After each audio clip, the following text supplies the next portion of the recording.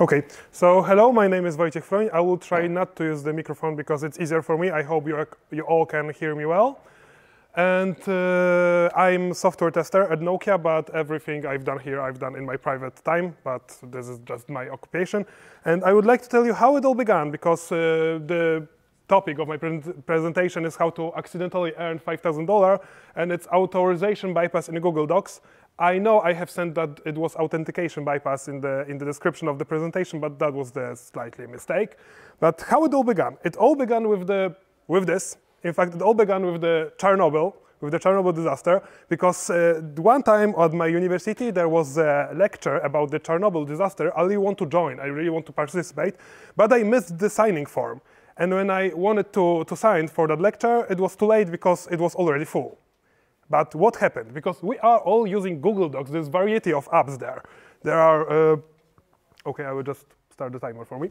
Okay, there are some apps, there are spreadsheets, there are presentations, there are forms, there are documents, and it's all widely used. And you have two options of the sharing that documents, because you can specifically tell the email address of people who can gain access to those documents and give them edit or view permissions, or you can generate special sharing link and grant that link, everyone who has that link, special edit or view access. But what happened? What exactly happened? So I wanted to join that lecture. I had a link, docs.google.com/forms/some hash and /viewform. And when I execute that link, I have seen that. That was closed form. So I was late. I saw a message that this form is no longer accepting any more answers. And I value my own privacy. I have a lot of privacy add-ons at my browser, so sometimes I got redirected badly. So I tried that. Maybe something went wrong. Maybe this form still is valid. Maybe the link should work. So I tried to remove the ending from the link in order to be redirected there and in order to just join the lecture like anyone else would do. But in fact, I deleted the ending, which was /viewform, executed it, waited for a little bit, and then I saw this, /edit. Yeah, that was true. And you can see it because I recorded a video how that worked, because you had a link. This is the link where you should share this form for the other people to just fill it. But whenever normally you could see this, send your own answers, and the next one, or whatever the settings were. And then when you just deleted this magical ending view form, you were automatically redirected to the edit part. And you were granted all the editing access. You could download all the already filled forms in the comma-separated values format. You can add new answers, you can delete some of them, you can add more questions, and you could do a lot of things. And you might think it's not a big deal, but in the times of the General Data Protection Regulation, it is becoming very serious. But what went wrong in here? Because it worked for every other app, but someone lost one little detail about the Google Forms, one difference between the forms and the spreadsheets or the presentations, which is like in every other Google Docs document, we have two types of users. One of them is owner, who can manage the file, like create, delete, store them in his own location, or edit it, obviously. And also owner has privilege of managing access of the other people, which are collaborators, and he can grant them view or edit permissions. But when we are talking about the Google Forms, there is the third type of the user. And this user is interviewee. It's just the person who is meant only to fill the form, not to see anything more, just to fill it and close it. So when that design worked perfectly for every other application, it did not work for the Google Forms. But that was like this. If you would like to co-work on your document, you are changing the sharing settings. You are creating a special sharing link with the edit permission. Okay, that's cool. You are sending it to your coworkers in order them to help you making that Google form. And then after you end your work, you want other people whole other work to fill that form. So you prepare another viewing link with the ending view form, but no one had ever expected that these two links are the same, and the only difference between that two links is just the ending. What was the worst? The Google server, after removing that ending, automatically resolved that address with edit permission. So what have I done? These are the vulnerabilities, like I told you before. And what have I done? I decided that I need to report it to Google because I thought that was serious, yes? So I type into Google something like how to report back to Google, and then I found only some tutorial like, you are stupid, just follow our instructions, and everything works perfectly. And I was like, oh my God, I will never find it because Google is so big company. You know, they need to cut the cost of the customer support. So I just forgot about it. But 1 week later, I read about a guy who found a bug in the Instagram that was a 13-year-old, and there was told that he reported via Facebook vulnerability program. So I wrote into the Google vulnerability reward program, and then I found it. In fact, every other big company have its own. Every company have its own blue website about the bug reporting.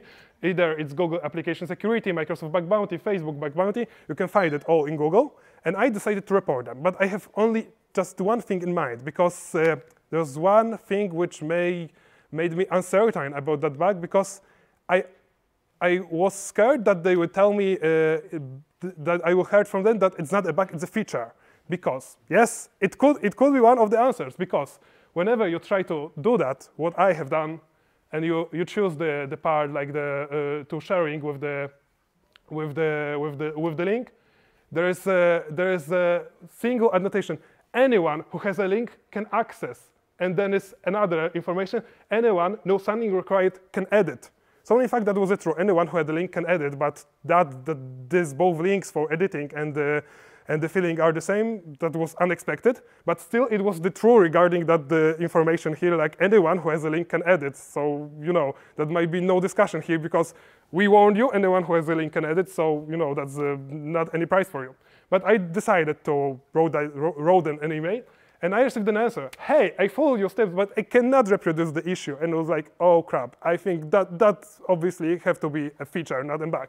But they also told me, otherwise, could you make a quick video that shows the steps? And I remember I had the exam next day. I had a lot of work to do. So I decided, yeah, that's the perfect moment to record the video for them because, you know, who would like to learn for the exam the next day? And when I sent them the video, I have received an answer, OK, now it works. So it was like, oh, that still might be a bug. And I received an information that, OK, please wait for our security panel. In next 4 or 6 weeks, we'll get back to you, and we'll tell you what is the result for you.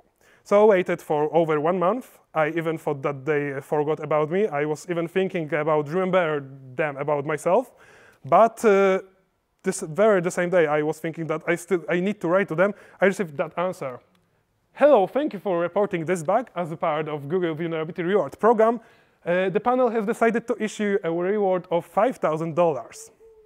Yeah, and you might think that it was a little bit overpriced bug because it's like a great amount of money for just deleting some letters from the URL.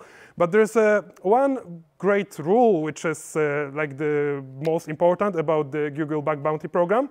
Easier it is to reproduce, the higher it's valued. Because this bug could be reproduced by literally anyone. It could be your daughter, your mother, my aunt, anyone, because it was so easy. So it could be really widely used. And when I get to know, for example, how many my personal sensitive data I have put in forms like that, because, for example, once I try to be evaluated for some medical research for the university, so I put them information about my health condition. Sometimes I put them my addresses, my phone numbers, bank accounts, and all that other stuff. And all that stuff which could be in some circumstances downloaded by just anyone, I think that's huge. And you also might think that the bugs like this are not very common. It's, you know, that was just one-time shot. I got lucky. I don't deny it because I really got lucky. I was not looking for that because I think it's really hard because whenever you are looking for some bug, it will be never there when you are looking at them. Yeah, it's really hard to find them. But you might think it's not very common. But I have few other examples when you can see similar bugs to this one. Because, for example, There's a loan company which is called Via SMS in Poland, and for example, they shared the contracts on their own website, and each client, after signing contract, could download it from their website, but they didn't care that the tokens for that contract were just incremented by one. So you could just, add one or add two, and take any other personal data, their income, and how much they own that company, and all other stuff. That's also huge. But that's not just the one case, because there was, for example, PayPal. And in PayPal, for example, you could enable two-factor authentication. And this two-factor authentication worked well in the browser or in a lot of places, but it didn't work well by design in the mobile phones, because when you use the mobile app for PayPal, and whenever you logged in using your login and password, then app was waiting for the feedback from the server if this user is using two-factor authentication or not. If user was not using two-factor authentication, there was no information. If he was using two-factor authentication, there should be special packet with value set to true, and then app should block the access, waiting for user to input the SMS code. Yeah, so you have to see the flow. Because whenever you quickly could just turn your phone into airplane mode and then just disable it, lose that packet, and then get access to your PayPal account where there's huge money of. But it's not all. For example, there's an ATM company in Poland, which name is Euronet. And there's another case. Did you know that in Euronet you can do money transfer via ATM machine? It works like this: that you are paying some money into the machine. You put there the mobile number of the recipient of this money transferred, and the recipient receives a text message on his phone about the PIN which allows him collect that money, and order ID. But order ID the recipient only receives two last numbers of the order ID, and the whole number of the order ID he should receive from the sender of that money transfer. But in similarity to the via SMS, Euronet didn't use the random order IDs, but they used incremented one by one order IDs. So even if sender didn't tell you whole order ID, you could withdraw that money, because, for example, in most cases, it was, at the beginning, it was all on 1152. And if you don't know that service, so it's not very popular. So during the day, there is only a few people who use that in Poland. So this number is all the time the same. And in fact, that was discovered by a guy who lost a computer somewhere in the public, and posted the announcement that he's looking for the computer with reward. And then someone told him, I know where your computer is, but to ensure that you will pay me your reward, please put your money into the money transfer in the Euronet machine, and then I will know that you put that money, and I will wait for the order ID, because that's safe for both of us. I know that you blocked your money, and I will not be able to withdraw it without your order ID. But that wasn't true. It was corrected, by the way, by now. On the other hand, for example, there's another company, Gant Security. I don't know, have you ever been to test dive in Krakow?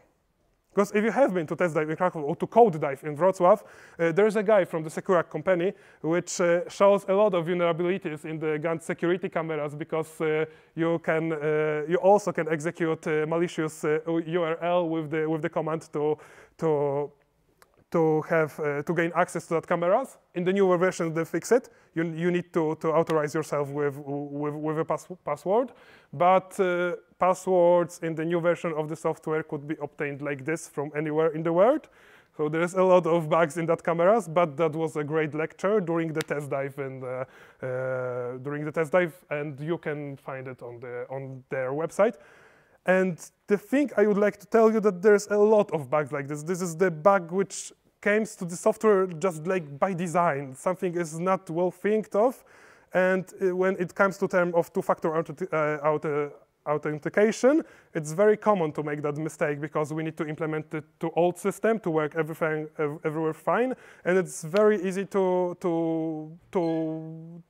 just not see something and skip it. So I encourage you to look for those, because I would like to say thank you for seeing my presentation, but I think that have fun will be more appropriate, because I encourage you all to looking for another bugs in the apps.